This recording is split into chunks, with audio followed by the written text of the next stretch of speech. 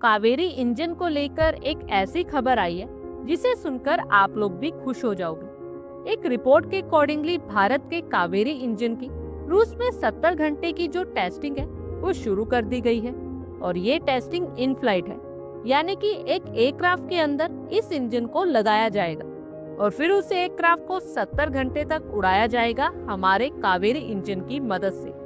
हालांकि ये खबर इसलिए भी बड़ी है क्योंकि हमारा पड़ोसी देश चीन आज तक खुद का इंजन नहीं बना पाया।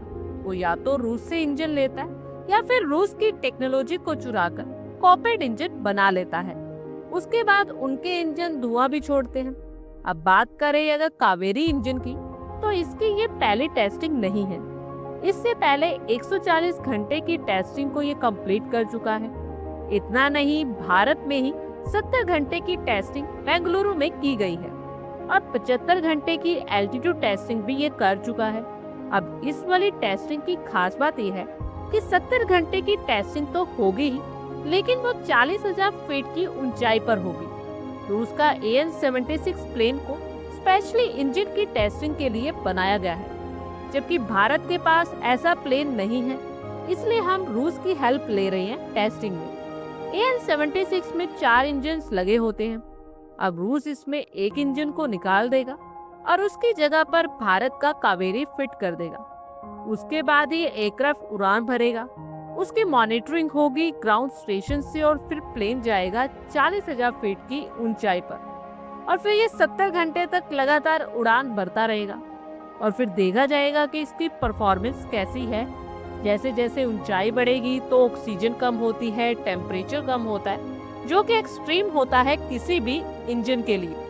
तब देखा जाएगा कि ये जो कावेरी इंजन है बाकी के 3 इंजन के साथ कैसी परफॉर्मेंस दे रहा है और इसमें देखा जाएगा कि क्या ये उस ऊंचाई पर, उस टेम्परेचर पर भी अपनी पावर को मेंटेन कर पा रहा है। मेनली यही देखा जाएगा कि जैसे जैसे इस पर प्रेशर डाला जाएगा तो इसकी पावर कम तो नहीं हो जाएगी, इसलिए टेस्ट सबसे ज्यादा क्रूशियल है।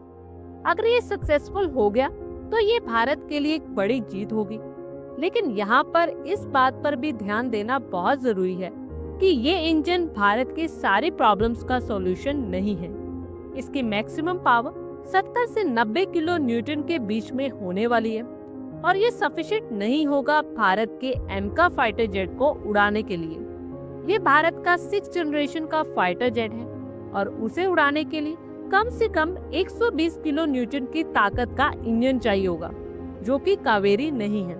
दरअसल कावेरी को ओरास्ट्रल ड्रोन में लगाया जा सकता है, साथ ही बाकी के ड्रोन प्रोग्राम में इंस्टॉल कर सकते हैं और इससे अच्छी परफॉर्मेंस दी तो तब इसे तेजस में लगा सकते हैं। एमका के इंजन के लिए तो हमें दूसरे देशों के साथ कोलैबोरेट करना ही होगा, जैसे कि या तो अमेरिका या फिर फ्रांस के साथ मिलकर 120 से 130 किलो न्यूटन की पावर वाला इंजन बना सकते हैं और वो ही इंजन एमका के लिए कामयाब साबित होगा।